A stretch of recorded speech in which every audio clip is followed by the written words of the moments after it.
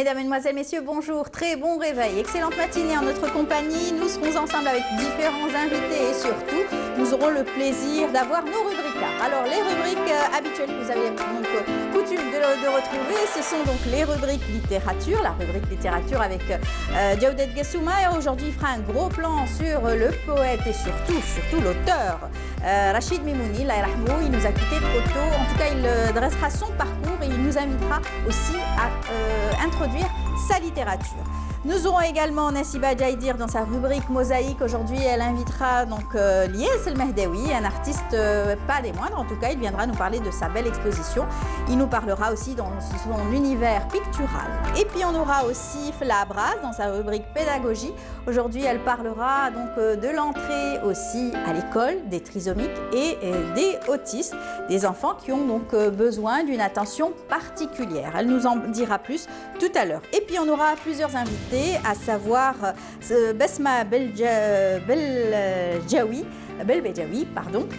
qui elle est fondatrice et la présidente de la fondation Synergie. Elle a tout donné, en tout cas elle a beaucoup d'énergie pour le recyclage du plastique. C'est en tout cas son cheval de bataille en ce moment même. Elle va nous en parler en détail tout à l'heure sur notre plateau. Et on aura aussi Abdelkader Bendamej qui sera sur notre plateau, le directeur de l'agence de rayonnement culturel d'Alger. Il viendra nous parler du regretté Hamdi Bennani. Et oui, la culture est en deuil encore une fois. Nous ne cessons pas de lire les commentaires, toujours en hommage à Hamdi Bennani qui nous a quittés bien trop tôt en laissant en tout cas une large discographie et surtout un parcours impeccable. Nous allons en parler avec lui tout à l'heure sur ce plateau. Voilà, c'est tout le programme qu'on a choisi pour vous. J'espère que vous allez passer un beau moment en notre compagnie, comme d'habitude, je l'espère en tout cas.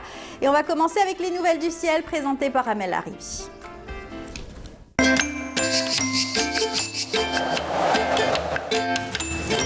La météo vous est présentée par Mobilis. Mobilis, أينما كنتم.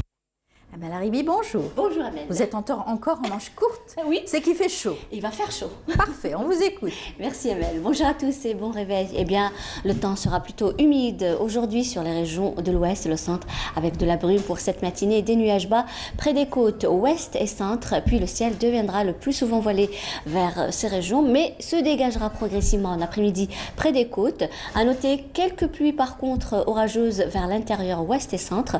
Par contre, sur les régions de l'Est, on aura un ciel voilé et pré-orageux avec des averses cette fois-ci vers l'intérieur où Météo Algérie a émis une vigilance jaune pour ces wilayas. La moitié sud, le ciel restera partiellement voilé avec des foyers orageux sur la Saoura, le Nord Sahara et les oasis pouvant donner quelques pluies durant la journée. Ailleurs, le soleil sera bel et bien présent sur l'extrême sud, le Sahara central, le Ghar Tassili et le Sahara oriental. Et à noter des soulèvements de sable cette fois-ci vers les oasis et le Sahara oriental. Les températures. L'après-midi, eh bien, Météo Algérie a prévu un maximum de 33 degrés du côté de Relizane, Tizi Ouzou, 31 à Alger, 30 à Oran, 27 à Annaba, également en Batna, 26 à Al-Bayt, 25 Djelfa. Au sud, 34 degrés, Tamanrasset et Janet, 30 à Biskra, 32 Gardaya, 37 à Béchar, 44 le maximum à Drarin Salah, en passant par les 43 degrés Tindouf, Bodj Beji Mokhtar et In Gazam. Eh bien, la mer pour aujourd'hui, on aura une mer plutôt calme sur pratiquement l'ensemble des régions côtières avec des vents qui vont souffler entre 10 et 20 km/h. Et comme toujours, on va faire un petit voyage du côté de l'Europe cette fois-ci où le ciel se montrera plutôt passagèrement nuageux. Quelques nuages mais vraiment passagers sur Moscou, également Istanbul, Madrid, plutôt nuageux à Lisbonne, des pluies orageuses par contre à Rome, mais le soleil sera bel et bien présent à Paris, Berlin et Kiev. Côté température, eh bien, on relèvera 24 degrés à Madrid et Lisbonne, 21 le minimum à Moscou, 27 Paris, également Vienne et Berlin, 26 à Rome et enfin 26 degrés à Londres et Istanbul. Voilà, je vous retrouve tout à l'heure, juste après le journal télévisé de midi et d'ici là, très très bonne matinée.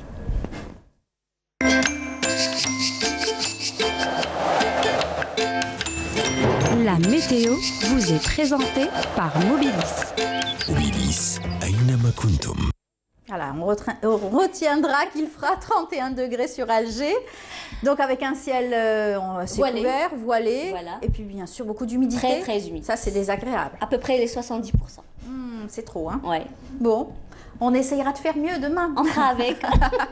Merci beaucoup Amel. C'est moi qui Bonne merci journée. Et puis également. on vous laisse repartir en musique comme à chaque fois. On vous dit bon Avec courage. plaisir. On vous retrouvera bien sûr avec grand plaisir à midi et 19h.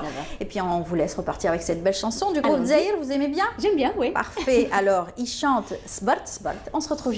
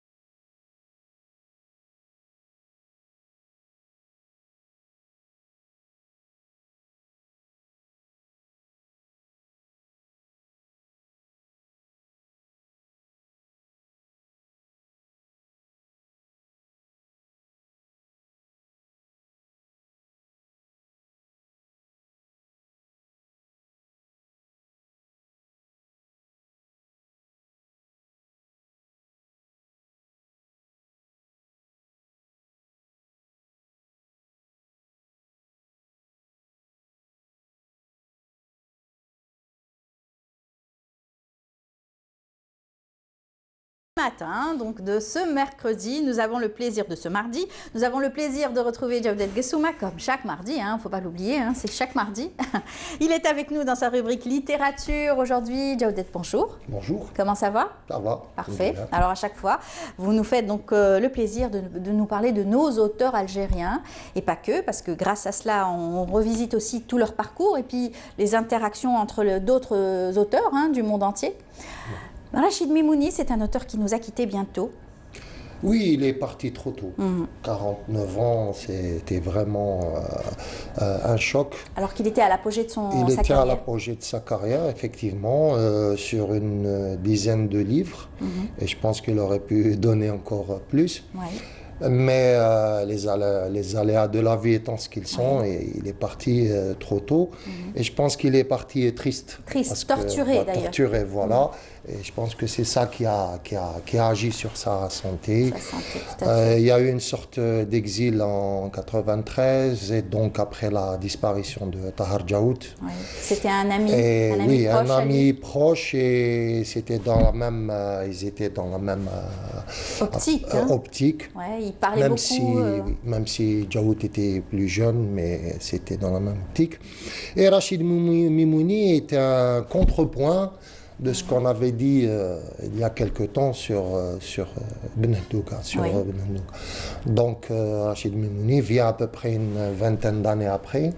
Et donc il a un contrepoint. C'est comme s'il achevait un peu l'œuvre où il continuait l'œuvre de Ben Haddouga. C'est ce Ben que Haddouga a vécu de l'intérieur des choses et Mimouni, par ricochet, a vécu ces choses-là. Exactement.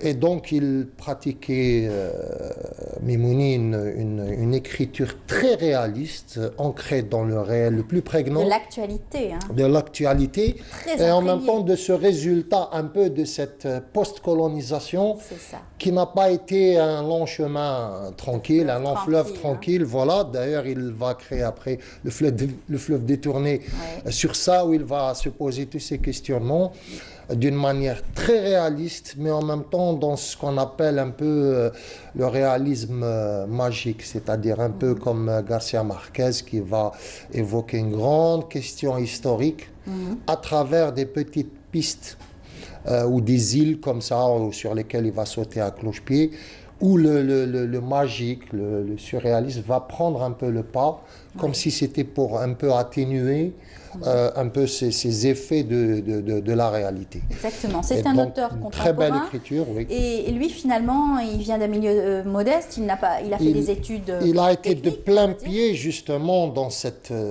pauvreté, une famille très pauvre. Il a eu beaucoup de problèmes de santé quand il était enfant. Et comme Djaoud qui a fait mathématiques, on va avoir Mimouni qui va faire sciences financières, qui va enseigner commercial, il va enseigner à l'Institut du commerce, il va faire quelques études aussi au Canada, il va faire aussi des études en sciences. Il a fait de brillantes études malgré ça. En sciences, oui, en sciences d'ailleurs, et il va être écrivain. Et par quel hasard il rencontre justement la plume et l'écriture? C'est pas un hasard. Il a toujours cette vision pragmatique des choses. Il a été, je pense que le fait qu'il soit scientifique dans le fondement de son être lui a permis d'observer les choses, d'avoir un regard pragmatique, prosaïque, qu'il va transfigurer. Ce regard prosaïque va lui servir à écrire. Il n'y a pas d'acte fondateur comme ça dans sa vie qui va faire de lui spécialement un écrivain. Depuis qu'il était enfant, il voulait raconter des choses. Donc ça, il aurait pu être sociologue. Hein, il aurait pu être sociologue. Il avait ce regard. Voilà, il aurait pu être sociologue. Et il a été d'ailleurs sociologue dans la forme littéraire qu'il a abordée. D'ailleurs, moi, Il a traité de plusieurs thèmes liés à la société algérienne. Oui, de toute façon, la bureaucratie, le harcèlement, la politique, l'indépendance, c'est-à-dire le post-colonial, parce que j'ai deux mots, moi, pour décrire cette période. Je parle d'indépendance et je parle de post-colonialisme.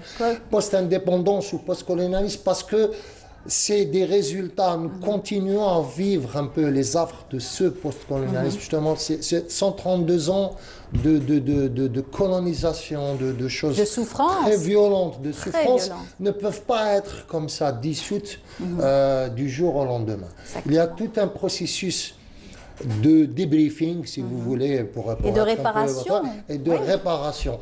C'est dur. La parole, le retour à la parole, la verbalisation, l'oralisation, même à travers les écrits comme ceux de Mimouni ou de Ben Haddouga, Mohamed Dib, toutes ces aliénations, et prochainement on le verra avec aussi Assia Djebbar, avec Maïssa Bey aussi, qui sont des écritures pas centrées, auto-centrées, c'est la différence entre la littérature algérienne et la littérature, par exemple, française, où il y a une écriture très auto-centrée. L'écrivain algérien est plus, paradoxalement, il est plus ouvert justement vers l'humanité en général. Alors, on va voir un premier extrait que vous avez choisi. Alors, ce qui est formidable dans cette rubrique, c'est que grâce à vous, on arrive à voir ces auteurs qu'on ne connaît pas forcément, qu'on n'a pas l'habitude d'écouter, de voir. Ce n'est pas encore que ça permettra à la jeune génération de les connaître. Alors, on y va avec ce premier extrait. C'est une émission télé réalisée donc, avec Amin Zaoui, animée par Amin Zaoui, et ce qui s'appelait Aqouès, et il recevait justement Mimouni, Rachid Mimouni. On regarde. للإنتاج الثقافي تاعنا يعني حبينا هذا الانتاج الناس البلدان الاجنبيه تستعرف به لازمنا احنا اولا نستعرفوا به. Si on continue à le négliger comme ça, qui va accorder de l'importance à quelque chose que nous-mêmes nous négligeons. أنا دائما نكتب باليد في الكاغط ولازم ستيلو عنده نوع معين لازم يكتب شويه خشين ولازم الكاغط ثاني يكون شويه ان بو ايبي ان بابي بوفار هكذا هو يعني الشيء اللي يناسبني في الكتابه هذا. الو شريت ماشينا يعني مليح كي تحاول تغير وتعاود تراجع النص هكذا. ولكن لحد الان مازالني نكتب اولا في الكاغط بيدي والنهار نشوف بلي النص راهو قريب لاباس به ننقلوا للميكرو اورديناتور. Il va écrire. Ouais. Voilà, on a vu un bel extrait en tout cas où on le voyait s'exprimer autour de son écriture. La dimension humaine de Mimouni est très particulière. Par exemple, il était dans des grands jurys de littérature et vous allez lui poser des questions sur les auteurs. Là, il va vous dire j'ai une très belle chambre. Il avait cette vision très modeste et très... avant, on ne comprenait pas, mais après, on a compris que c'est justement... c'est une sorte d'exercice de la modestie qu'il avait tout le temps. Et ça se transmet dans ses livres, dans son écriture. Tombeza, c'est l'histoire d'un personnage issu d'un viol, issu d'une effraction sur l'histoire. Et c'est terrible cette dimension humaine qu'il décrit d'une manière. Et je pense qu'il n'avait pas fait ça de l'intérieur. Il n'aurait pas, c'est-à-dire que lui, c'était de l'observation participante. C'est pour ça qu'on dit qu'il aurait pu être anthropologue ou sociologue. Mais il a transcrit tout cet univers. Et aujourd'hui, Rachid Mimouni est un corpus. Parce que même... dans, par exemple, l'honneur de la tribu, il intègre le mythe, le mythe sociologique, le mythe. Et le mythe, la mythologie, n'oublions pas que quand vous étudiez la mythologie en général, la mythologie remplit des vides. Et donc lui, il avait compris, à travers le patriarche qui fait un récit mythique, mythologique dans l'honneur de la tribu, paru en 89, il décrit justement comment se réapproprier le mythe pour remplir nos vides, alors que l'histoire, on ne l'a pas encore su bien l'écrire. Tout à fait. Et c'est terrible. Oui, il avait l'œil aguerri, cet observateur né, puisqu'il l'avait observé dans Tombeza. Notre journaliste Fali El Hamdi est parti à Boudoué, a rencontré ce personnage qui a été très bien décrit, qui a inspiré. Donc, la réalité dépasse la fiction. Existe, voilà. Voilà. La réalité dépasse la fiction. Ça montre encore une fois toute cette grandeur, parce qu'il a été aussi, il a occupé le poste donc aussi à la culture. Il était très présent. Il était président de la fondation Kateb Yassine. Il a fait plein de choses. Il a même participé, il a même eu des prix, comme par exemple le Festival de Cannes, littérature et cinéma. Il a eu beaucoup de l'Académie française aussi, lui a donné un prix, lui a eu un prix. Donc c'est un personnage... J'ai lu sur quelques recherches qu'il était censuré en Algérie, toutes ces choses-là. Non. Ce qui est absolument faux. Non. Vu que nous l'avons... On en a déjà parlé dans Bonjour d'Algérie. Non, bien avant. De son vivant, il a toujours été... il a eu une carrière. Une carrière algérienne très forte. Même s'il a édité beaucoup chez Stock, par exemple. La plupart de ses romans sont édité chez Stock, mais il n'a jamais été, c'est-à-dire qu'il avait toujours une très bonne presse en Algérie. D'ailleurs, justement, ces réflexes justement d'avoir travaillé beaucoup sur l'actualité, sur la grande histoire et tout, justement faisait qu'il est encore très apprécié, c'est-à-dire tous ceux qui font littérature et reconnu par ses pairs, exactement, et tous ces auteurs aussi connaissait son écriture et son travail. Voilà. C'était un grand ami aussi de beaucoup d'auteurs. Alors, Mohamed Dib, encore une fois, on va le voir s'exprimer cette fois-ci. C'est-à-dire le spectateur ne s'étonne pas si nous faisons souvent appel à Mohamed C'est Dib, des références parce aussi. que c'est une référence et en même temps, comme c'est le centenaire, et qu'avec cette célébration, nous faisons toujours un petit clin d'œil à Mohamed Dib.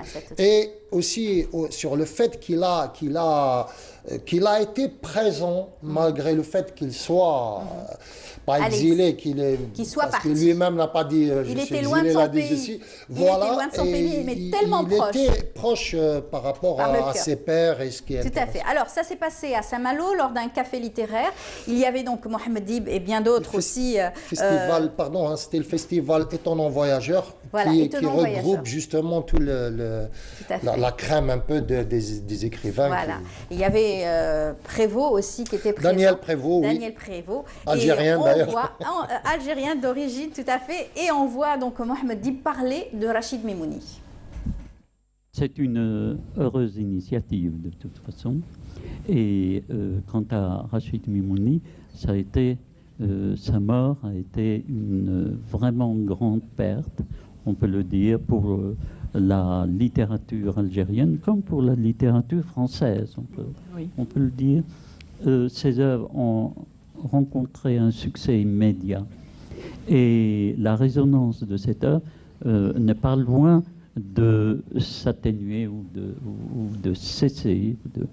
Il a en quelque sorte abordé de front les problèmes actuels avec beaucoup de courage, ce qui lui a valu d'être en quelque sorte bon. Et il n'était pas en odeur de sainteté, en tout cas, auprès de qui vous savez. Oui. Donc, et il a vécu ces dernières années dans cette amertume de se voir pourchassé, d'être obligé de quitter son pays, d'aller s'installer ailleurs. Et même dans ces conditions-là, il n'a pas cessé d'être harcelé directement par des menaces continuelles et en même temps harcelé par ses propres préoccupations. Oui. Et c'est une œuvre immense par la qualité, par le sérieux avec lequel il a abordé les questions de notre époque et les questions qui touchent plus précisément l'Algérie. Et c'est un grand écrivain au-delà des problèmes, parce que bon, il arrive qu'une œuvre atteigne un degré de notoriété considérable en fonction de son emprise sur la réalité du moment. Mais à lire ces œuvres de près, on se rend compte que ce sont des œuvres d'un grand écrivain. Ce sont des œuvres écrites et non pas, parler, jeter de caractère journalistique, encore que, bon, je n'ai rien contre le journalisme qui remplit d'autres fonctions. Mais voilà, un extrait, et puis ça nous fait toujours plaisir de voir donc Mohamed Dib s'exprimer, pour justement que la jeune génération le connaisse mieux. Oui. Voilà, parce qu'on sache qu'on a des écrivains qui sont magistraux et qui sont universels, de portée universelle, et qui sont des témoins de la grande histoire algérienne. Très voilà. Et voilà, et donc le caractère très prosaïque, justement, comme je disais tout à l'heure, de Rachid Mimouni, a aussi laissé des plages de fantaisie, des plages pas divertissantes, mais quasiment divertissantes, qui ont fait d'ailleurs l'objet d'adaptation, notamment la ceinture de l'ogresse, qui est vraiment une parenthèse enchantée dans l'œuvre de Mimouni, où c'est cette nouvelle, je crois, qui sont complètement folles et où vraiment, il s'éclate, voilà, il s'éclate. Et quand vous lisez, Rouiched a adapté. Rouiched a été aussi metteur en scène. J'ai eu la chance de le voir sur scène, le Bouaboun, où il dirigeait toute une pléthore de comédiens, Mustafa Bennani, Nouri Al-Ahmaha, Abou Jamal. Alors nous, on était complètement enchantés parce qu'on avait la chance d'assister aux répétitions. On avait fait l'affiche avec, c'était Dilem, Ali Dilem, qui avait fait l'affiche. Et donc, on était tout un groupe de jeunes artistes au Beaux-Arts à l'époque. Et on avait fait cette grande affiche que Agoumi avait offert à Rouiched. Et donc, c'était Hazam Roula. Bon, ouais, c'était le Bouaboun, mais Rouiched a voilà, ça nous permet, grâce à vous, de revisiter en tout cas nos auteurs et surtout leurs ouvrages. Qui sont puissants, qui sont il faut édités, ils sont puissants, et c'est des lectures magistrales où vous êtes de portée, comme je disais, de portée universelle, c'est-à-dire sur le texte, sur la langue, sur l'aspect littéral, sur même la grande des questions qui sont toujours d'actualité. Ce sont des questions qui sont prégnantes d'actualité parce qu'il y a de l'anticipation et une étude sociologique, anthropologique et littéraire sur la société algérienne, sur cette grande histoire qui reste encore à écrire. Tout à fait. D'ailleurs, on rend hommage à Abdelmajid Merdassi, qui a été un personnage, même au niveau de certaines choses sociologiques, il a beaucoup écrit, il a beaucoup parlé, il a beaucoup... et ça aussi, communiqué sur ça, avec aussi Hamdi Bennani qui a rénové un peu le Malouf. Et donc, toutes ces personnes, on leur rend hommage.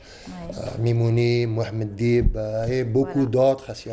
Et grâce à vous, chaque semaine, on aura l'occasion de... On fera une petite escale sur... revisiter donc, ces grands noms de notre culture algérienne.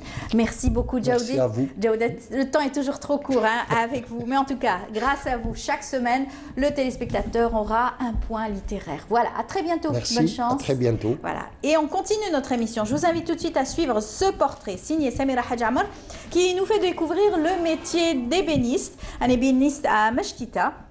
Et donc, on vous invite à le suivre. On se retrouve juste après.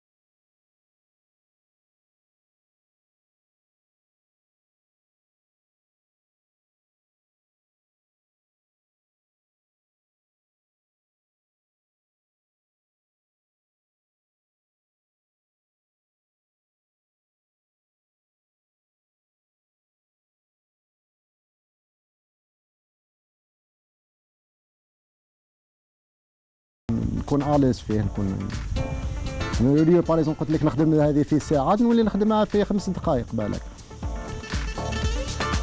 المهراز كيف هذا راني نخدمو بور لانستون بالك نجيب فيه النهار باش نفينيه كي يكون حطبه من الخشبايت وكذا باش يعاود يخرج هذا مهراز فيني نهار باش نفينيه. لو كان راهو عندي لوتياج كاين صوالح يعني تور نولي نخرجوه في ساعه. Retour sur le plateau, en tout cas c'est un très beau métier que nous a fait découvrir Samira Hadjamar. Et bien un autre métier, celui donc d'artiste peintre, et on le découvre chaque mardi dans la rubrique Mosaïque avec Nessiba. Bonjour Nessiba. Bonjour Amel, bonjour à vous tous, ravie de vous retrouver. Alors on va parler aussi d'un artiste qui est présent parmi nous. Absolument, on s'est intéressé à la peinture sur verre et nous avons eu le plaisir de visiter un atelier qu'anime Lies El Mehdaoui qui est présent avec nous ce matin. Bonjour. Bonjour. Merci d'être des nôtres ce matin. Merci de l'invitation. Merci. Vous êtes artiste peintre et votre support de travail privilégié c'est le verre. C'est le verre. On y reviendra dans un petit moment, mais Très avant, bien. nous allons essayer de retracer votre parcours. Oui. Alors vous êtes artiste donc peintre et votre support de prédilection c'est le verre. C'est le verre. Bon, mon support de prédilection c'est le verre. Vous êtes biologiste de formation et de profession. Exactement. Vous avez travaillé à l'hôpital Beltar pendant 32 ans. 32 ans. Maintenant je suis en retraite. Et vous avez le temps de vous consacrer à votre peinture. Tout à fait. Alors les premiers pas c'était dans la Société des Beaux-Arts. C'était dans la Alors si on remontait un petit peu le temps. Oui, c'était dans la Société des Beaux-Arts. Je suis rentré pour faire de la miniature. D'ailleurs, mon prof, c'était Ben Kahla, Mustafa Ben Kahla, que je passe un bonjour ce matin. Et on lui rend hommage aussi. Hommage aussi. Et bon, les débuts, c'était la miniature. Je suis passé par différents supports en fait. D'accord. Et mon support maintenant de prédilection, c'est le verre. C'est le verre. Vous avez même eu à travailler sur le tissu. J'ai travaillé sur les tissus. C'était une coïncidence de travailler sur les tissus. Pur hasard. Oui, c'était un pur hasard et que je continue maintenant. Aussi, je fais des motifs berbères en général. En général, c'est dans le patrimoine. Toujours dans le patrimoine. Et c'est pour la haute couture. C'est pour la haute couture, des arabesques, des vestes et tout ça. C'est toujours peinture. Hein. J'ai rien à voir avec ni coupe ni. D'accord, toujours en peinture. Après, on reprend vos peintures, vos dessins. C'est ça. Ça se travaille en atelier pour la haute couture. Exactement. Mais sinon, le verre. Si fragile, si délicat. C'est transparent. Le verre, c'est autre chose. Le verre est magique. Et magique, d'accord. Surtout en ce moment, je lui donne une autre dimension. J'utilise de la résine. D'accord, on va le voir dans le reportage dans un petit moment. C'est des pigments aussi. Aujourd'hui, vous avez plus de matériel peut-être. Exactement. Et la miniature vous avez abandonné? Non, j'ai abandonné la miniature. Carrément. Oui, carrément. Abandonné. Donc ça demande beaucoup de temps, ça de précision. Et de la précision surtout. Tout à fait. Et donc votre parcours est rythmé aussi par des expositions, parce que ma première rencontre avec vous, Lies El Mehdaoui, c'était au Palais des Raïs. Palais des Raïs. Oui. Il y a quelques années de cela. Il y a 8 ans de cela, je crois. Très belle exposition collective. Enfin non, c'était en collectif. C'est en fait, voilà, en individuel. Magnifique dans ce palais, dans ce lieu d'art et d'histoire. Le palais numéro 17. 17, je me rappelle. Ensuite, il y a eu des expos aussi collectives. Il y a une exposition aussi à Zoart Gallery. Oui. Disons que votre parcours a été rythmé quand même par des expositions. Fait pas mal d'expositions, oui. Voilà, aussi bien individuelles que personnelles. Oui. Et là, maintenant, vous vous êtes donné à votre passion dans l'atelier. Un atelier que M. Baba Moussa, qui est collectionneur, a mis à votre disposition. Voilà. Alors, vous êtes chanceux. Oui. Dans ce domaine, je suis chanceux, ça c'est vrai. Et en plus, dans une ambiance formidable, dans un décor magnifique. On ne va pas en dire plus. On laisse découvrir. Direction l'atelier de peinture. Voilà, on va découvrir tout votre talent à travers ce reportage signé Nessiba Djaidia.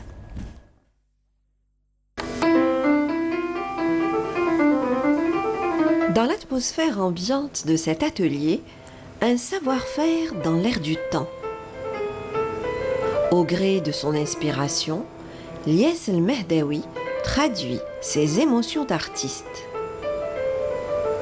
Le verre, c'est son support de travail.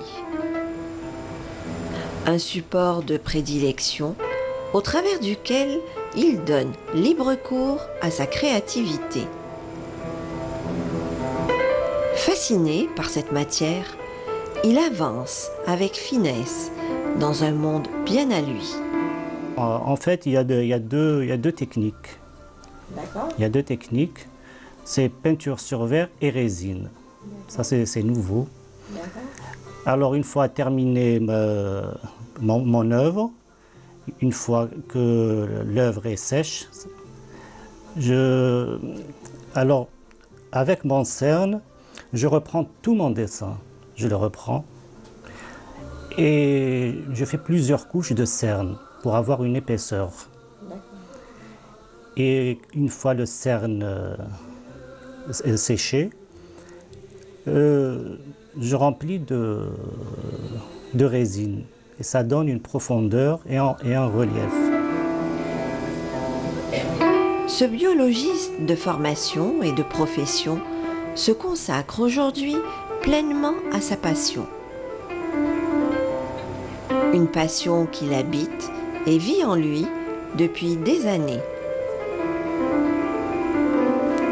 D'une création à une autre, El Mehdaoui laisse parler son imaginaire. Entre tradition et modernité, il se laisse guider par sa ferveur artistique. De la patience, de la précision et de la minutie, il en faut pour arriver au résultat escompté. Toujours la peinture sur verre, bien sûr avec peinture adéquate pour le verre et le cerne. Et là, avant je faisais, pour ces grappes de raisin, je préparais un moule. Un moule pour les grains de raisin. Et je remplissais de résine, après avoir mis une couleur pour ces grappes. Mais sur le marché, j'ai trouvé ces petites boules de verre. Alors c'est venu l'idée de faire des grappes de raisin avec ces verres. Sur les cimaises de l'atelier, quelques-unes de ses œuvres d'art. Entre ombre et lumière, des œuvres d'art qu'il met en regard. Les unes et les autres nous dévoilent le talent de cet artiste. Un artiste au parcours rythmé par des expositions personnelles et collectives. Sous sa main dansante et musicienne, formes et couleurs évoluent en harmonie. Dans la transparence du verre, de la passion et des émotions à partager.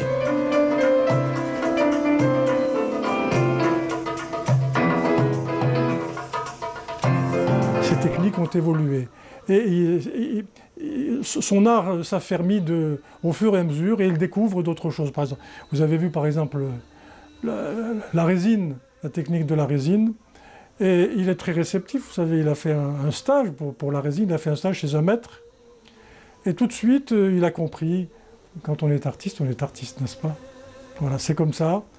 Et puis bon, moi je l'encourage, vous avez remarqué, ça va du figuratif surtout aux calligraphies, etc.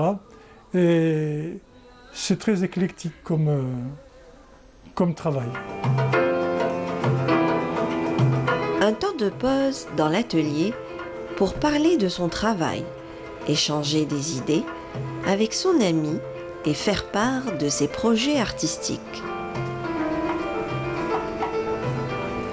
Le verre, un matériau magique auquel Yes El Mehdaoui a donné une âme et une note de poésie.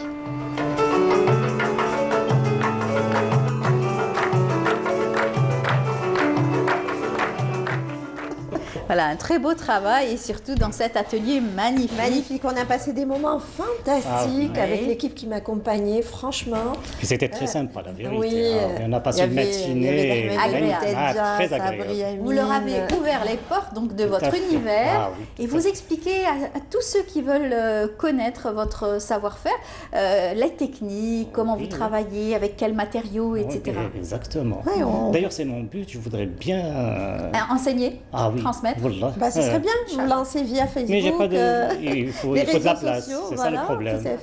Un peu plus de place peut-être pour partager votre passion avec des élèves les qui adorent. Même avec les adultes, qui sont en retraite et tout ça. Je voudrais bien, tiens. Alors, du nouveau dans votre travail, parce que par rapport à il y a quelques années où je vous avais rencontré dans une exposition, là, il y a un travail qui se fait en relief. Oui, maintenant mon travail, je voudrais... Bon, je travaille toujours sur la masse, c'est-à-dire sur le verre. Et je voudrais que mon travail, on a une impression qu'il ressort de ce plateau, de ce verre-là. Parce qu'en général, c'est un travail plat. Mais maintenant, je voudrais donner du relief, une autre dimension à ce travail. Et par la technique, l'ombre et la lumière, on a l'impression que c'est un travail en 3D. En 3D. Pardon, je vous interromps parce qu'on peut voir des images. D'ailleurs quelques images. On va demander à Hanan. Mais sur les images, on ne voit pas bien la technique. Non, on revoit un petit peu le travail. Bon, là, c'est tout simple. Là, par exemple, vous travaillez même le verre à l'envers, vous m'avez dit. C'est ça, oui. Et là, les couleurs. Là, il y a la calligraphie. Au gré de votre inspiration, vous donnez libre cours à votre créativité. Tout à fait. Absolument. Là, on vous voit avec M. Baba Moussa. Là, c'est une technique travaillée sous le verre, c'est-à-dire à l'envers, quoi. Oui. Absolument. Et ça donne une profondeur. C'est très joli. On dirait que c'est incrusté dans le verre. Même la couleur a une autre dimension. Celui-ci, par exemple. Ça, c'est de la résine. Mélangé à de la couleur. Parce que vous avez introduit la résine, justement. Là j'ai introduit la résine. C'est tout nouveau, c'est tout nouveau, oui. Et il y a une autre technique. Et là, c'est un travail quand même assez minutieux. Ça demande beaucoup de rigueur. Il faut avoir aussi un bon sens de l'observation. Tout à fait. On vous a vu à l'œuvre, c'est vraiment, il faut être patient, minutieux, beaucoup de rigueur, beaucoup de doigté aussi. Oui, surtout que j'ai fait de la miniature. La miniature, ça demande de la minutie. Ça vous a aidé, ça vous a beaucoup aidé. Beaucoup de patience. Des projets en perspective? Oui, peut-être une exposition à la rentrée. Oui. Je voudrais faire une exposition en duo cette fois-ci. D'accord. Avec une amie qui m'est très chère. Toujours dans le domaine du verre. Toujours dans le domaine du verre. Donc la personne. Oui, elle fait du verre aussi. Elle a beaucoup de potentiel. D'accord. Elle fait de jolies choses. Vous avez choisi le lieu? Pas encore. Si vous êtes en duo, donc il faudra beaucoup d'espace. Moi, je ne sais pas. Je préfère chez Ben Mohamed. Que je salue ce matin. J'adore cette galerie, j'adore cette personne. Oui, et c'est une galerie qui est mise gracieusement à la disposition des artistes qui se trouvent au centre commercial de Bab Souar. J'aime beaucoup cette galerie. Oui. Et la personne concernée, c'est un projet entre nous. C'est Zeneida Ben Smaya, que je salue ce matin avec sa sœur Shafiqa, que j'adore. C'est des personnes extraordinaires. Ils font un bon travail. Ils font un très très bon travail. Et peut-être aussi des expositions en duo, en solo. En attendant, vous continuez de travailler dans cette belle ambiance chez ce collectionneur chez mon ami qui garde et chaleureusement ses objets. J'espère qu'un jour, il voudra bien les partager avec nos amis téléspectateurs. Il faut le convaincre. On l'a sollicité à plusieurs Il faut le convaincre.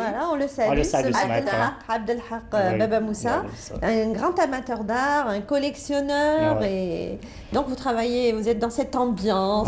C'est une belle ambiance. Belle ambiance, dans ce beau décor. Il y avait de la musique andalouse aussi. Surtout, il y a la musique classique, universelle. Absolument. C'est un maître de musique universelle. En plus. Alors, ça vous donne beaucoup plus d'inspiration, j'imagine. Vous voyagez énormément. Je suis comblé. Oui. Eh bien, ceux qui nous suivent et nous regardent vont vous reconnaître. Il y en a qui vous connaissent, tant mieux. Il y en a qui ne vous connaissent pas. Donc, grâce à cette exposition, ils vont venir voir un petit peu toutes ces œuvres. Oui, avec plaisir. Et puis, il y en a qui nous suivent. En fait, ce n'est pas une exposition, ML. J'ai visité juste l'atelier, mais plus tard, il pourra exposer, quand il exposera à ce moment-là, On aura le plaisir de vous recevoir à nouveau et puis on pourra il y a aussi votre parent aussi, Abdelghani El-Mehdaoui, qui était aussi un réalisateur de la télévision. Qu'on salue ce matin. Qui nous regarde. Hein. Qui nous regarde, qui nous suit. Oui. Voilà. Et puis en tout cas, merci à vous d'être venu sur notre plateau. Merci beaucoup. Voilà. Merci de m'avoir reçu. Merci Nassiba. Merci Amel. Et à très bientôt. À très bientôt, mardi prochain, Inch'Allah. Grâce à vous, on a pu découvrir le travail de Lyes El-Mehdaoui à travers donc cette belle exposition dans l'atelier. Et on se dit à très vite. Bonne chance. Merci. Voilà, vous êtes dans le recyclage, vous aussi, puisque vous nous disiez que vous recyclez des vieux verres et exactement. Des verres cassés plutôt. Tout à fait. Allez, on va rester dans cette ambiance et cet esprit avec ce reportage. Vide-grenier, ça s'est passé donc à 2 week-ends répétitifs, consécutifs plutôt. Et donc, notre ami Mariam Moussaïd est allé à la rencontre de ces personnes qui sont dans l'esprit de recyclage. Regardez, on se retrouve juste après. Décor planté, le grand rendez-vous des chineurs et des artisans a eu lieu cette semaine au Fayed Club. Tous étaient là à la recherche de la pièce rare et de saveurs nouvelles. Nous sommes ici au Fayed Club, le Fayed Club qui existe maintenant depuis une quinzaine d'années. Et dans le Fayed Club, nous avons différents événements. D'abord, c'est un centre hospitalier vétérinaire et aussi un club destiné, bien sûr, à différents événements, dont en particulier aujourd'hui, vous êtes sur place pour un vide-grenier. L'événement est très intéressant puisque les gens ici sortent les vieilleries et puis il y a un petit côté nostalgique de voir un petit peu les anciennes choses se retrouver et des échanges qui se font entre les gens. Et voilà, ces échanges sont très intéressants. Non, ça va faire à peu près 2 ans que je fais ça. Au départ, ça a commencé d'une manière très ludique, puisque j'étais avec une amie à moi et on avait envie de se débarrasser de nos affaires, ça encombrait nos armoires, on ne les portait plus. Et donc du coup, on s'est dit pourquoi pas louer une salle et vendre nos affaires. On va donner une seconde vie à nos affaires, quelqu'un d'autre peut en profiter à petit prix. Et donc voilà, c'est parti de là. Et ensuite, ça a pris de l'ampleur. Les gens étaient intéressés, ils sont venus nous voir. Comment vous faites pour exposer vos affaires? On a plein de choses dont on veut se débarrasser, tout ça. Et puis c'est parti comme ça. Et là, comme vous voyez, ça a pris énormément d'ampleur. J'ai beaucoup de demandes. Faire de la place dans ces placards n'est pas le seul objectif de ce vide-grenier. Redonner une nouvelle vie à des objets déjà utilisés est avant tout un geste éco-responsable. Vêtements, vaisselle, livres et peluches, tout est là pour faire plaisir du plus petit jusqu'au plus grand. 2 choses. La première, c'est promener les enfants et deuxièmement, faire quelques affaires. Et alors, ça vous plaît? Vous aimez? Oui, l'ambiance est parfaite. On peut acheter on fait de bonnes affaires. Super. Alors, les enfants, qu'est-ce que vous avez trouvé? Vas-y, dis-moi. Moi, j'ai acheté un sac qui est vraiment beau. Il est fait à la main. Et j'ai acheté en plus des habits à bon prix. Et toi? Dis-moi. Moi, j'ai acheté un bracelet. Très beau, une montre électrique et 3 DVD. On y trouve de tout, ou presque, surtout des produits du terroir et du fait main 100% algérien. Je suis artisane, je fais les bijoux, artisanales bien sûr. Je fais tout ce qui est perles, semi-précieux. Voilà, quand il y a des occasions, je présente mes articles. Ou je ne suis pas la seule, il y a plein d'artisans et ça m'encourage de travailler parce que رانا كامل هنايا متحدين كل واحد يوري يعني واش يخدم. Comme à son habitude, ce petit marché a eu son lot de bonnes affaires, mais aussi de belles rencontres humaines. Voilà, de belles rencontres humaines et on va en faire une ce matin avec notre invité. Il s'agit de Besma Belbedjaoui. Bonjour. Bonjour. Bienvenue parmi nous. Merci pour votre invitation. En tout tout cas, beau parcours et vous êtes une battante. Vous saviez ce que vous vouliez dès le départ. Merci. Alors, vous avez fait vos études donc, à Constantine, universitaire, c'est cela? Exactement. Et vous êtes venu aussi à Alger plutôt, faire aussi Babzoua, l'USTHB. Exactement. J'ai eu ma licence en biologie, en génétique à l'USTHB, Babzoua. Et après, je suis également titulaire d'un master en gestion des déchets et procédés de traitement de Saad Dahleb, Blida. Voilà. Et comment est-ce que vous vous êtes tourné vers les déchets?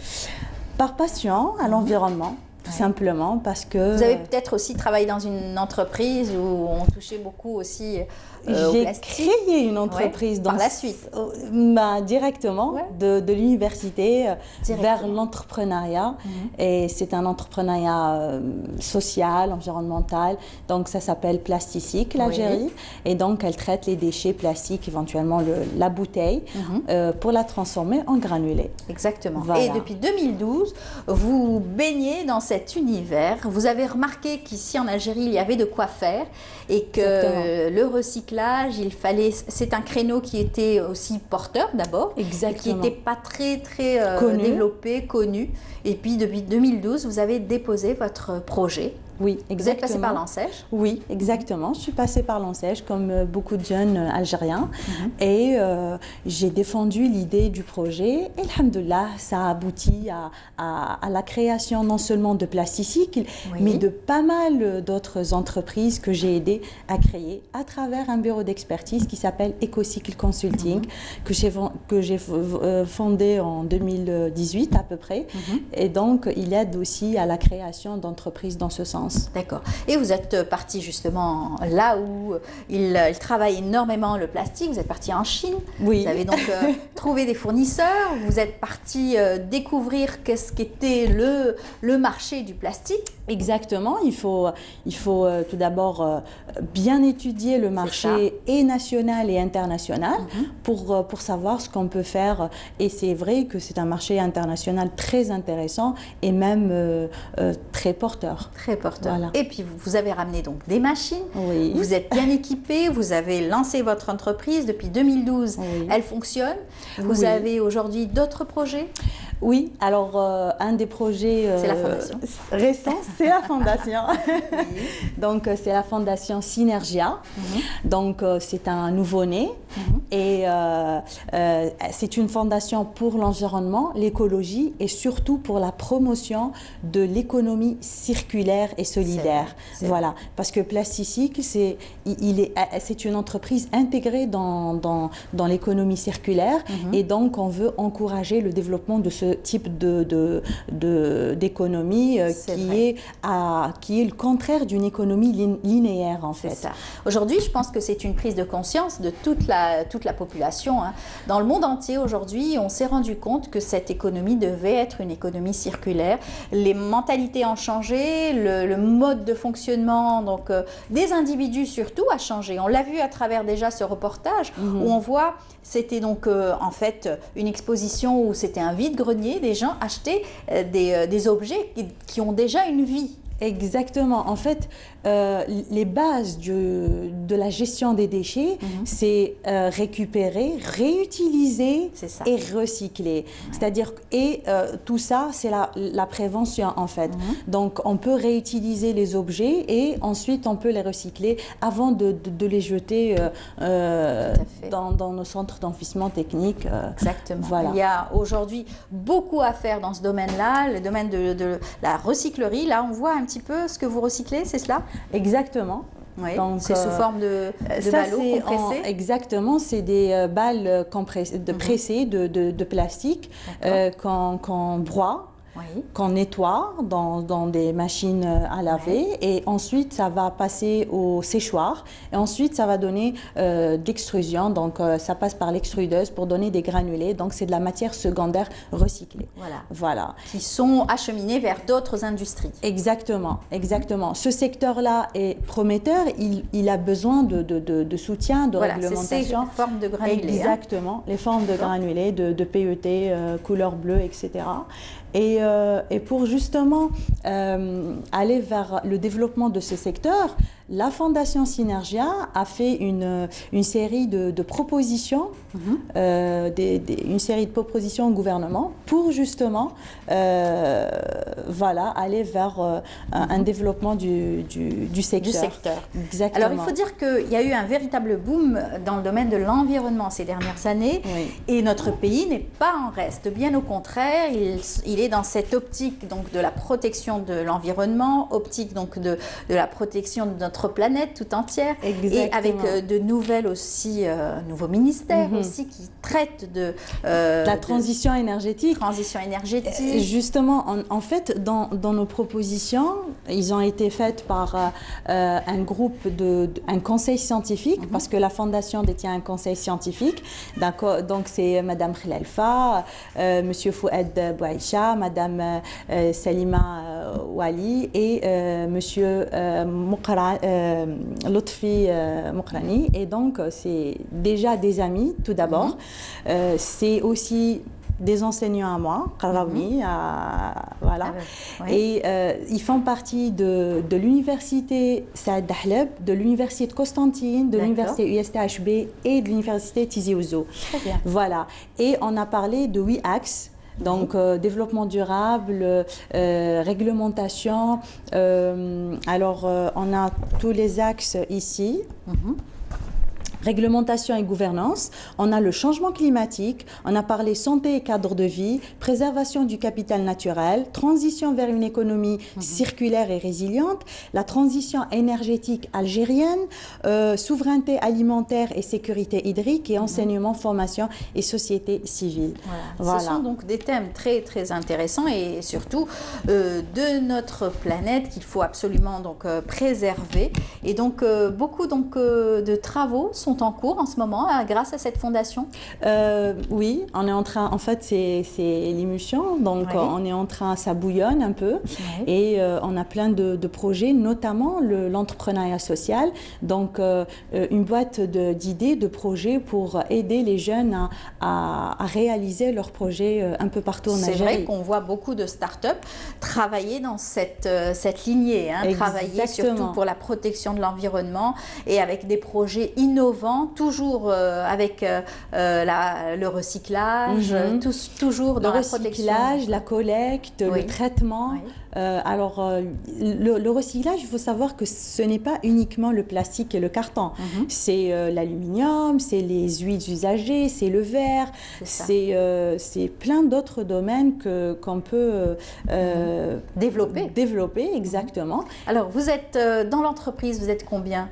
Déjà dans votre entreprise? Alors on est 5, 6, ça dépend, avec un peu de changement de temps en temps. Donc, mais sinon dans la fondation, vous êtes? Alors la fondation, beaucoup plus nombreux.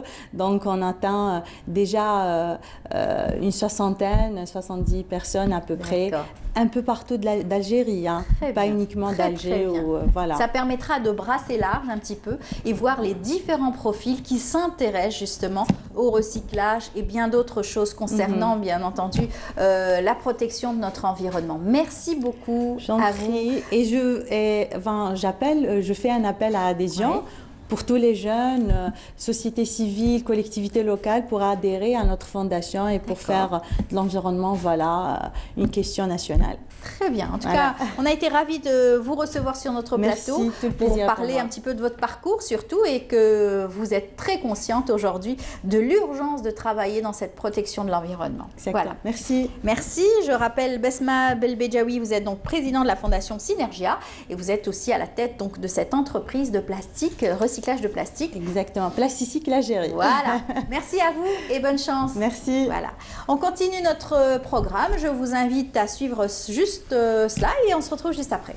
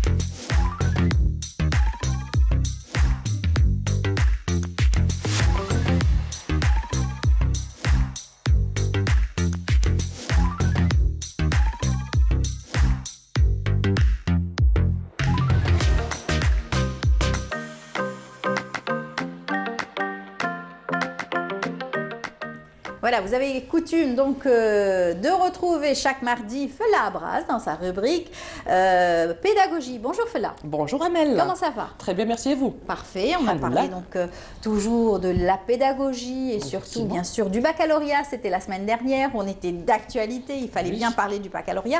Aujourd'hui, on va parler de la rentrée aussi d'une certaine frange de la société, des enfants. Des enfants, mais des enfants trisomiques et autistes. Oui, qui ont besoin d'une assistance particulière. Effectivement. Alors, on va revenir sur l'aspect légal. En fait, quand le décret exécutif, il faut savoir, le décret exécutif numéro 1205 du 4 janvier 2012 définit le statut type des établissements d'éducation et d'enseignement spécialisés pour enfants handicapés. Handicapés moteurs, handicapés mentaux et aussi, c'est-à-dire les autistes et trisomiques. Alors, selon les dispositions générales de ce décret, ces établissements ont pour mission d'assurer l'éducation et l'enseignement spécialisé des enfants et adolescents handicapés âgés de 3 ans jusqu'à l'accomplissement de leur cursus scolaire en milieu institutionnel spécialisé ou en milieu ordinaire. Aussi, de veiller à leur santé, à leur sécurité, à leur bien-être et à leur développement Et selon le même texte, les classes spéciales accueillent des enfants handicapés dès l'âge de scolarité obligatoire après une préparation préscolaire assurée pour les établissements relevant du ministère chargé de la solidarité nationale. En fait, en tout cas, toutes ces écoles-là spécialisées dépendent du ministère de la solidarité nationale. Et aussi du ministère de l'Éducation nationale. Mais dans quel cas? On va l'expliquer dans quelques instants. Alors, les centres psychopédagogiques pour enfants handicapés moteurs ou handicapés mentaux sont chargés de quoi? De favoriser l'épanouissement de chaque enfant et la réalisation aussi de toutes les potentialités intellectuelles, affectives et corporelles, ainsi que l'autonomie sociale et professionnelle de l'enfant et de l'adolescent. Le décret stipule en fin de compte aussi que ces centres sont chargés de soutenir l'intégration de ces enfants et des adolescents handicapés en milieu scolaire, ordinaire et ou dans la formation professionnelle et d'en assurer le suivi. Ça, c'est pour le cadre légal, en fait, comme législatif, comment sont gérés ces centres. Parce qu'il y a donc des centres d'apprentissage pour ces enfants, ces jeunes qui ont besoin d'une attention particulière, double, on va dire. Voilà. C'est pourquoi, quelquefois, il y a des classes qui sont ouvertes au sein donc, des écoles. C'est pourquoi c'est le ministère de l'Éducation qui doit s'en charger. Donc, le chef d'établissement doit avoir l'obligation d'ouvrir des classes pour cette frange. Effectivement, Amel. Alors, il y a toutes les classes normales, c'est-à-dire toutes les écoles ordinaires, primaires, on va dire, ont l'obligation de... Public ou privé. Voilà, il faudrait qu'il y ait une classe pour ces enfants autistes ou trisomiques, la trisomie 21. Sauf qu'on ne trouve pas ça partout, ce qui cause un grand problème pour les parents. C'est vrai. Un très grand problème. Il y a des listes d'attente. Alors, une fois qu'il y ait une classe pour enfants autistes ou trisomiques dans une école normale, c'est le ministère de l'Éducation nationale qui prend ça en charge en collaboration également avec le ministère de la Solidarité nationale. Alors, sachez que chaque année, la liste d'attente, en tout cas, est de plus en plus longue. Et c'est très dur pour les parents. C'est très dur pour les parents. Il faudrait qu'ils sachent qu'ils ne sont pas seuls. C'est pour ça, en général, des associations ont été créées depuis un bon bout de temps en Algérie, qui prennent en charge les soucis des parents, qui essaient de trouver des solutions pour leurs enfants, pour leur insertion, intégration. Et puis, ces enfants, sachez qu'ils suivent un cours normal. Il faut qu'il y ait des auxiliaires de la santé, des auxiliaires qui doivent les accompagner, pour qu'il n'y ait pas de crise, pour qu'ils apprennent, qu'ils comprennent à temps, ils prennent tout leur temps avec eux. C'est des enfants fragiles, qui ont besoin d'être entourés, rassurés au quotidien. C'est pourquoi ils ont besoin de cet auxiliaire au quotidien, au niveau donc des classes. Il faudrait que ça soit aujourd'hui que les enfants aussi puissent les accepter cette différence. Je pense que normalement, on devrait préparer les enfants qui sont normaux. Qui sont normaux, alhamdoulilah, quelque part. C'est un don du ciel, ils sont normaux. Il faudrait les préparer déjà dès leur jeune âge, à l'école, qu'ils acceptent cette différence. Qu'il y ait une éducation pour ces enfants-là, qu'ils acceptent la différence des autres. C'est pour faciliter déjà pour l'enfant qui est trisomique ou autiste, son intégration et faciliter également son encadrement et enseignement à l'école. Tout à fait. Et en tout cas, c'est des enfants brillants. On a pu le voir, puisque quand ils suivent un apprentissage, il y a donc beaucoup un apprentissage qui réussit grâce à ces éducateurs, ces éducatrices qui font un travail énorme, des psychologues, des orthophonistes qui sont là pour accompagner peut-être cette différence. Alors, avant de parler des personnes qui ont brillé, qui sont autistes ou trisomiques, mais qui ont brillé dans leur cursus scolaire, professionnel, qui ont marqué le monde entier, je voudrais simplement dire que le nombre de classes spéciales ouvertes dans les établissements éducatifs pour les personnes aux besoins spécifiques s'élève à 605 chaque année. Il y a 605 classes, mais ça reste peu par rapport à la population qui attend, qui est en attente. C'est vrai. Avec une augmentation alors de 150 nouvelles classes chaque année scolaire, accueillant plus de 3000 enfants souffrant d'un handicap mental léger, dont des enfants autistes et trisomiques, selon les données fournies par le ministère de la Solidarité nationale. Je rappelle que ces statistiques, ces données ne sont pas réellement, elles sont de 2018, de l'année 2018, elles ne sont pas de l'année 2019 ni 2020. Et sachez qu'il y en a, en fait, quand il y a des établissements spécifiques et plutôt spécialisés qui sont répartis dans 22 wilayas du pays et pas dans les 48, ce qui fait, ça cause problème pour les parents. Certains parents dans les grandes villes ont cette chance de scolariser leurs enfants ou de partir dans des associations qui les prennent en charge. Mais ce n'est pas le cas dans certaines wilayas du pays. Et on a reçu des associations qui ont énormément souffert justement de ce manquement, surtout durant cette période de confinement, à cause du Covid-19, de la Covid-19. Donc beaucoup d'enfants trisomiques ou autistes sont restés chez eux, cloîtrés, et ce sont des enfants qui n'ont pas supporté cet enfermement. Certains n'ont pas compris ce que c'est la Covid-19, parce que ce n'est pas ça. Ça n'a pas été facile à expliquer cela aux enfants. Ils ont compris qu'il y avait un certain danger, un virus qui s'appelle Corona, pour quelle raison, Mais sinon, pour des enfants autistes qui ont déjà un petit retard mental, leur expliquer cela et se retrouver jusqu'à présent à la maison. C'était des enfants qui avaient des activités, qui sortaient, et tout d'un coup, tout ceci a été donc stoppé, interrompu brusquement. Voilà. Il faut également savoir, Amel, si je peux me permettre, il y a 2 trisomies qui naissent chaque jour en Algérie. Et c'est énorme. C'est beaucoup. Et près de 80 000 personnes sont atteintes de trisomie 21, dont 20 000 sont en âge d'aller à l'école. Et la prise en charge est très lourde. Voilà, surtout par les parents. Je ne vais pas trop m'étaler, mais j'aimerais bien terminer avec quelque chose pour parler de certaines personnes qui ont marqué le monde du cinéma, le monde de la science, de l'informatique. On l'a vu d'ailleurs. De la musique. Alors, je pourrais vous dire que Marie Curie, déjà. Marie Curie, c'est une personne qui était, en fait, autiste. Voilà. Marie Curie, Albert Einstein, qui est prix Nobel, Howard Hughes, aviateur, entrepreneur également, fondateur de TWA, John Nash, prix Nobel, Isaac Newton, Alexander Graham Bell, inventeur du téléphone, comme vous connaissez, Thomas Edison, inventeur et fondateur de General Electric, Henry Ford, inventeur de la voiture Ford, que vous connaissez également, et en informatique, on parlera de Bill Gates, le fondateur du Microsoft, Steve Jobs, fondateur de Apple, Satoshi Tajiri, qui est créateur des Pokémon, Mark Zuckerberg, fondateur du Facebook. Au cinéma, je parle également de Woody Allen, qu'on connaît, Tim Burton, Alfred Hitchcock, Stanley Kubrick et Steven Spielberg.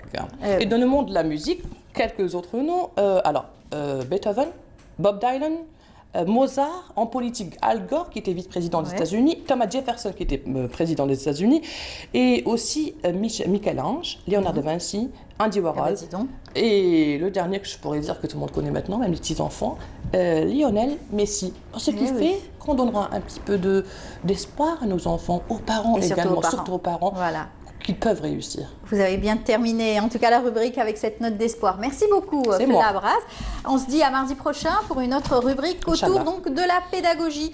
Bonne journée à vous. On va continuer avec notre invité, Monsieur Bendamesh, Abdelkader Bendamesh sera notre invité pour parler de la disparition très brutale, en tout cas donc de Hamdi Bennani. On en parlera d'ailleurs dans cette dernière partie d'émission. Voilà, on se retrouve juste après cet extrait musical de Hamdi Bennani. Allah yarhamou. يا نايمين كفوا المنام كاس الهوى نشارعوا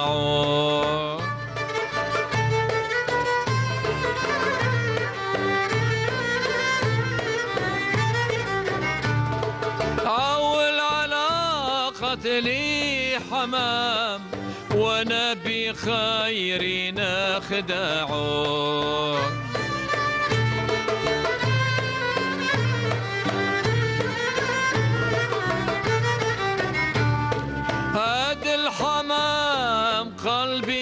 جراح وجرح قلوب العاشقين يحرم علي مني السلام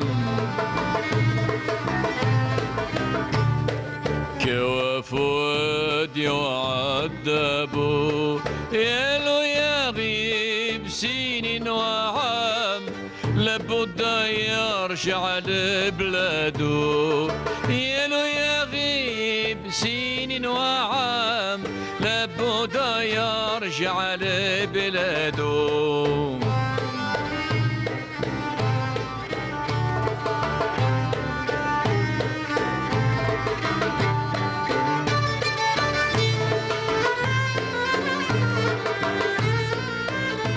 De retour sur le plateau après donc, ces images et surtout ça doit être très dur pour sa famille. On présente nos condoléances à toute sa famille et surtout la famille artistique qui est aussi en deuil en ce moment. Monsieur Bendamesh est parmi nous. Bonjour Monsieur Bendamesh. Bonjour, oui, c'est avec consternation qu'on le dit.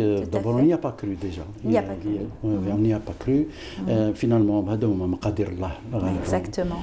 Puis lui-même le disait assez souvent malgré sa verve, malgré son grand succès, malgré tout ce qu'il a eu comme... Sa notoriété, toutes les émissions qu'il a pu faire et ses voyages qu'il a pu aussi Il était au-dessus de sa carrière, au-dessus de son succès, au-dessus de tout. Et puis il a réalisé, je peux dire, son rêve. Il a eu beaucoup de rêves qu'il a réalisés. Il a réalisé déjà, quand il était tout jeune, en 1959, où il a constitué un petit groupe avec lequel il a participé à un festival, pas un festival, c'était une sorte de radio crochet, comme ça, un mini-festival, ça s'appelait les radios crochets à l'époque. Et puis il a réussi le premier prix, oui, chanter une chanson qui s'intitule Je suis sentimental. Et réellement, lui, c'était un grand sentimental. Il est resté comme ça toute sa vie dans cette qualité de sentimental. Personnellement, je le connaissais depuis, je le connais depuis pratiquement une quarantaine d'années et je ne l'ai jamais vu énervé. C'est ce que j'allais dire, c'est la même justement réflexion que j'allais faire. Jamais, toujours. On l'a reçu sur notre plateau, je l'ai rencontré sur plusieurs festivals. Il a toujours eu le sourire, toujours. Jamais énervé. Oui, toujours. Et puis il se mêle avec n'importe qui, là où on s'énerve le plus. Par exemple, à un moment donné, on se retrouve dans une fédération nationale des arts lyriques, ça s'appelait comme ça à l'époque, et lui, il était membre représentant la wilaya d'Annaba. Il arrive à Alger, il y avait Ahmed Ouabi, il y avait toutes les grosses pointures, et puis les gens s'entretuaient. Lui, il était toujours là, serein, non, il dit voilà, oui, nous allons réussir, l'art algérien. Il y croyait. Il disait, moi, je suis né pour être artiste. Oui.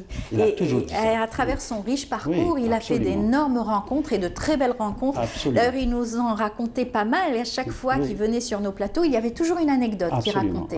Il était fier de ses rencontres. Absolument. Donc, mais son premier démarrage dans son histoire, dans son parcours, c'était au théâtre de Annaba. Oui. Et le directeur du théâtre à l'époque s'appelait Hassan Derdour. Hassan Derdour, voilà une occasion pour parler de lui. C'est un monsieur exceptionnel qui a écrit je ne sais combien de livres, surtout dans le Malouf et puis dans la cosmogonie, dans tout, dans la science des étoiles, dans tout. C'est ce monsieur-là. Et il a écrit des pièces de théâtre aussi, dont l'une s'intitule Bachara Bousbous. Il lui a donné pas un rôle, il a donné l'occasion de chanter Yabahil Jamal. Et Yabahil Jamal, elle a fait éclater sur la scène artistique d'abord à Annaba, et puis ensuite, à partir de 66-67, à Constantine avec la télévision de Constantine. Donc voilà un nom qui sort comme ça, qui ne ressemble pas aux autres, parce que les autres, il y en avait beaucoup à Annaba. Il y avait Hassan Al-Nabi, qui était un grand monsieur lui aussi. Il y avait Mohamed El-Kourd aussi. Et puis Mohamed El-Kourd employait un musicien qui s'appelle Petit Mohamed. petit Mohamed n'est autre que Mohamed Bennani, qui est l'oncle de Hamdi Bennani. Et c'est lui qui lui a insufflé cet amour de la musique, qui l'a formé, qui était un des premiers à l'avoir formé. Il était à la maison, donc et puis il a senti en lui l'artiste et il lui a donné tous les moyens psychologiques, artistiques pour devenir cet artiste qu'il sera par la suite. Et puis un autre rêve aussi l'un des premiers rêves qu'il a réalisé, c'était de créer une maison d'édition. Oui. Et il a réussi. Et il a réussi. Et il a enregistré pratiquement tout ce qu'il se faisait à l'époque à Annaba. C'est ça. Sans compter le patrimoine qu'il a appris déjà des cheikhs, Mustafa Ben Khammar, Hassan Ben Khammar. C'était en fait la musique avec sa propre vision, hein, parce qu'il a revisité les grands classiques du Malouf surtout, mais à sa façon aussi. On parle moins du patrimoine musical andalou de Annaba par rapport à Constantine. On dit l'école de Constantine et on s'arrête là. Mais Annaba a fourni également des grandes personnalités. Avec Hassan al-Annabi, avec Bennani, Mohamed El-Kourd aussi. Mohamed El-Kourd qui avait une dimension, je peux dire, arabe, puisqu'il jouait à Tunis, il est allé partout, il était en France, il faisait des tas de choses. Et puis, c'était le premier qui a mis le pas dans la modernité, dans les petites chansonnettes. Et avec l'orchestre, il a rajouté par exemple le synthé dans le son synthé, c'était plus tard, c'était Hamdi Bennani. Mais je parle de Mohamed El-Kourd. Mohamed El-Kourd qui jouait du piano, mais il faisait des accords, il faisait des choses différentes de la tradition.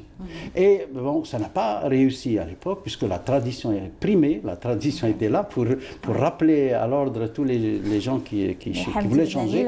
Hamdi Bennani a complètement... Pourquoi ? Parce qu'il a rencontré le modernisme, il a rencontré l'indépendance, il a rencontré l'ouverture, il a rencontré d'autres artistes ici à Alger et un peu partout. Et puis, son caractère, lui, d'artiste, d'élégant, parce que l'élégance a son importance aussi sur le plan artistique, bien sûr. Nous avons beaucoup d'artistes comme ça qui étaient très élégants. Je parle de un seul, Ammari, un autre, Haj Mrizq.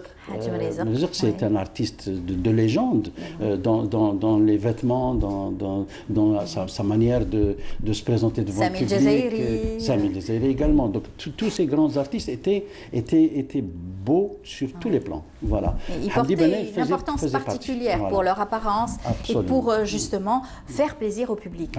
Alors on va voir ensemble un reportage qui retrace un petit peu le parcours de Hamdi Bennani. C'est donc Siham Knouch qui nous fait donc ce plaisir. On y va. Annaba la coquette pleure son ange blanc. Un virtuose, une touche exceptionnelle, le maître Hamdi Bennani n'est plus.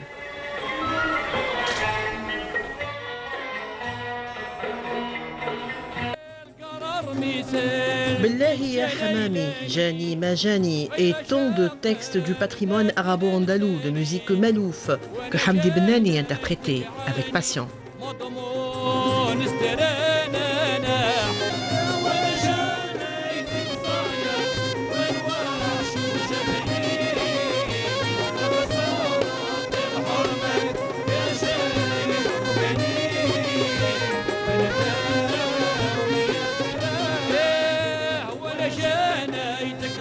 Hamdi Bennani est né à Annaba en 1943.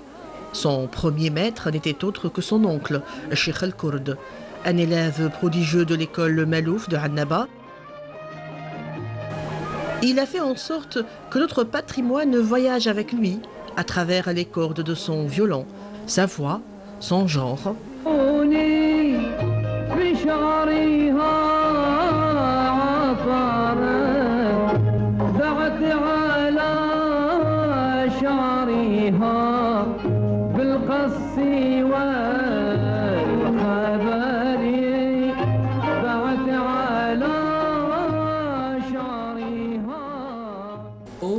Les journalistes de la télévision algérienne se souviendront de son passage à la salle de rédaction.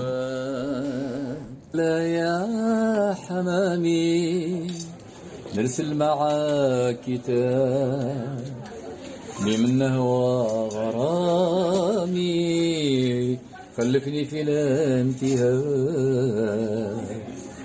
أقرأ لهم سلامي وارد منهم جواب وحبابي فارقوني عنهم بكت عيون ما كانوا يعرفوني ونسوا موادتي ما كانوا يعرفوني ونكروا عشرتي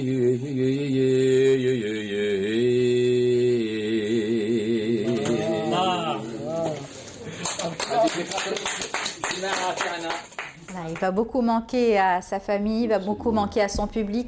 Il va nous manquer, nous aussi, parce que c'était un formidable invité qu'on aimait donc recevoir, parler de sa musique, parler de son parcours. Oui. Et parler aussi de la condition de l'artiste. De l'artiste, il parlait beaucoup, c'était l'une de ses préoccupations. Et puis, il a participé pratiquement à tous les colloques, les séminaires, les grandes réunions. Il était toujours là, il disait toujours ceci. Il faut que l'État nous aide, il faut que nous nous organisions nous-mêmes, nous sommes des artistes, nous avons besoin d'un guide, je veux dire, juridique, d'un canevas organisationnel. Il disait toujours ça, toujours, il avait besoin, depuis longtemps. De parler au nom de tous les artistes. Hein. Oui, depuis toujours. Et puis, même lorsque ces organisations ont disparu, lui, il a continué toujours à parler de ça et à militer, même si la tête a été coupée à un moment donné. Il n'y avait plus d'organisation et lui continuait. Il y avait un bureau qui se trouve à la Maison de la Culture de Annaba, actuellement, qui existe toujours, et puis qui font ce boulot, qui est là, qui encadre les jeunes, qui parle. Tout à fait. Il était le formidable ambassadeur de la chanson algérienne partout dans le monde. Hein, personne ne trouvait Hardy. Oui. Il a voyagé plusieurs fois et partout. Le dernier hommage qui lui a été fait, c'était à la Sorbonne. Rien que ça. Rien que ça, c'était en novembre 2007 exactement. Oui, c'était magnifique. D'abord, son orchestre était là-bas et puis lui, il a été intervenu. Et puis, c'était magnifique. C'était quelque chose qui s'ajoute dans sa carrière. Bien en sûr. Plus de la Corée du Nord. Il est parti. D'ailleurs, il y a beaucoup d'Algériens qui ont participé. Bazis, par exemple, a participé et il a obtenu un prix là-bas, dans les mêmes conditions que Hamdi Benani et Nassima Chaban aussi qui est passé là-bas. Lui, c'était particulier parce qu'il a été appelé, invité par le président de la République, Kim Il-sung à l'époque. Et il a chanté une chanson en coréen. Oui. Et on l'a surnommé d'ailleurs. Ils ont donné un surnom là. C'était à ce moment-là, c'était l'ange blanc. Voilà. C'était à ce moment-là qu'il est devenu cet ange blanc d'ailleurs que nous connaissons aujourd'hui. L'ange blanc, c'était Kim Il-sung à l'époque. Je ne sais dans quelles conditions, mais c'était ça à l'époque. Parce que toute la presse en a parlé à l'époque. On en a parlé, tout à fait. Voilà. Et puis on parle aussi donc de cette ville qui lui a complètement ouvert les portes. C'est la ville de Annaba qui a ouvert les portes à sa famille, son grand-père qui était venu donc vous me disiez de l'Arba'a. Oui, de l'Arba'a Nathirati, oui. Annaba, elle est particulière. Elle embrasse les gens qui arrivent. Elle leur souhaite la bienvenue et puis c'est une ville où il fait bon vivre, où l'art se pratique tranquillement, avec de grandes personnalités que j'ai connues. Moi, j'ai eu la chance de connaître particulièrement Annaba et aussi la musique qui se pratique là-bas. Tout à fait. Et les noms sont là pour le prouver. Alors, donc, en plus de les grandes missions artistiques, ces missions artistiques, c'était Samarcande aussi. Oui. Samarcande, où il a obtenu le meilleur, un prix pour la meilleure interprétation à l'époque. Il aimait le flamenco. Il a d'ailleurs très bien réussi ce mix entre la musique malouf et le flamenco. Oui, c'était le seul. On aimait l'écouter quand il chantait aussi avec le flamenco. Donc voilà on va voir ensemble un portrait aussi qu'a consacré Ismaël Belkhaïdia, lui aussi qui l'a bien connu, qui l'avait reçu tout dernièrement d'ailleurs dans son émission, c'était en été, et on se retrouve juste après.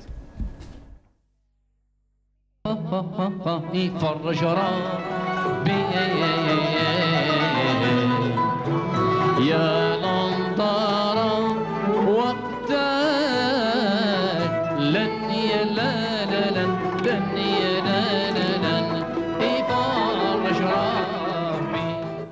Le Cheikh Hamdi Bennani, le virtuose et emblématique maestro du Malouf, nous quitte à l'âge de 77 ans après une courte maladie.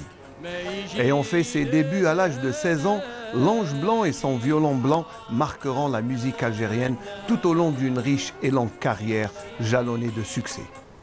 يا محمد بيك فزنا ربحنا وبيك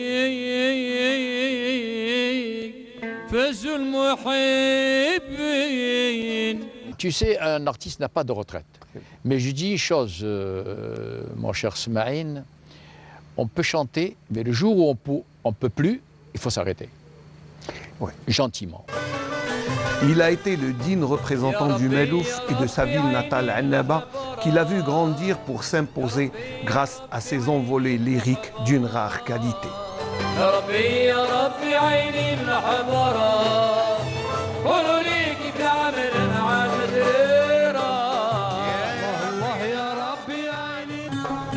Avec le décès de Bennani Hamdi, l'art algérien perd une icône de la musique andalouse. Adieu, Cheikh.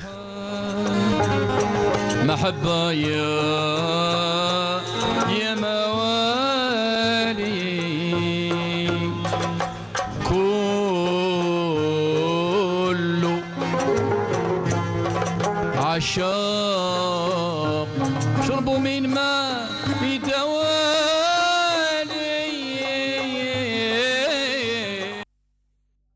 Les fans, en tout cas, sont bien tristes par cette nouvelle et surtout une nouvelle brusque, hein, comme ça. Oui. Aussi, on n'y croyait pas, c'est vrai. Oui, on n'y tout croyait à fait. pas. Ouais. Alors on voit aussi en arrière-plan son fils un petit peu partout, Kamel, la qui suite. est toujours... Bon, je suis certain qu'il prendra la suite, pas en tant que chanteur, parce que un fils n'aura jamais l'aura de c'est très difficile, c'est vraiment très difficile. C'est très dur. Mais l'œuvre de Hamdi Bennani continuera. D'abord, il a beaucoup enregistré pour le ministère de la Culture quand l'ONDA faisait cette opération d'enregistrement comme ça du patrimoine vers les années 97-98. Et aujourd'hui, son œuvre, il a environ 30 à 35 albums qui sont remplis surtout du patrimoine populaire. Populaire par rapport au Malouf classique. Voilà, Jani Majani également. Et puis tout un patrimoine de musique Malouf, pur Malouf. Et il est capable de faire des merveilles dans le pur Malouf. Lui, il a été connu, archi connu, par les chansonnettes. Voilà. Par les chansonnettes. D'ailleurs, il n'en connaissait pas beaucoup, mais toutes, elles avaient du succès, toutes, pratiquement toutes. Et dans le respect, parce que c'est vrai que c'était très difficile de toucher au patrimoine, donc il a réussi à le faire, tout comme avait réussi à le faire Garouabi à son époque. Sûr, oui. Garouabi, aidé par Mahboubati, il était à Alger, la donc chansonnette. Il avait la chansonnette, et puis Mahboubati avait un but.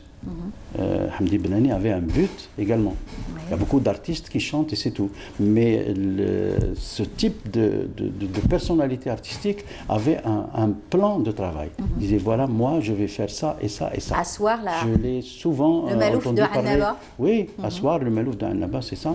Et puis Garouabi était je peux dire, qui a servi à Mahboubati d'implanter un genre musical qui sera aimé par la jeunesse algérienne. Exactement. Pourquoi? Parce qu'à cette époque-là, les débuts des années 70, et je me rappelle bien de cette époque-là, les Algériens étaient tournés, extravertis, tournés vers l'Europe. Oui. On écoutait les Beatles, on écoutait les Pink Floyd. Ça a permis donc de récupérer ce public qui allait partir et grâce à cette musique. À Mahboubati et à Boudjmal Ankes en particulier. On s'est réapproprié notre patrimoine musical. À Marzahi, à Garouabi. Donc c'est par ces mélodies comme ça qui se faisait dans les stades, qui remplissait les stades. Voilà, ben on est arrivé déjà à la fin de notre entretien. C'est toujours un plaisir de vous recevoir, bien qu'on aurait bien aimé parler de musique différemment aujourd'hui. On rend hommage à notre façon, à nos maîtres et surtout à nos artistes qui nous quittent, toujours avec beaucoup de tristesse et de regret quand on en parle. Merci beaucoup, Monsieur Bedamel. Je rappelle que vous êtes le directeur de l'agence algérienne pour le rayonnement culturel. À très bientôt. À bientôt, Inch'Allah.